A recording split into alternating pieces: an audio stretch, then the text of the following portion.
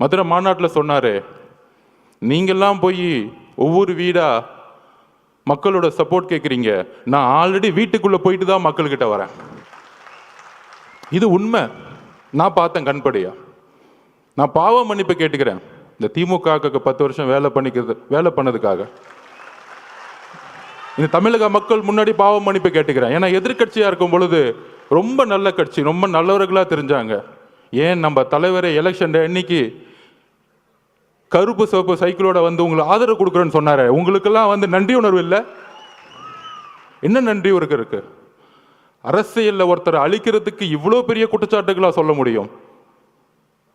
மதுரை மாநாடு முடிஞ்சவன தலைவர் சொன்னார், மக்களை சந்திக்க வரேன் அப்படின்னு. மக்களை சந்திக்க வரேன் மதுரை மாநாடு முடிஞ்சு சொல்லும்போது, எல்லா கட்சி தலைவர்கள் மாதிரி நம்மளும் ஒரு வண்டியை எடுத்துட்டு ஃபர்ஸ்ட் திருச்சி போகணும். யாருக்குமே தெரியாது நமக்கு இப்படி ஒரு கூட்டம் வருமா.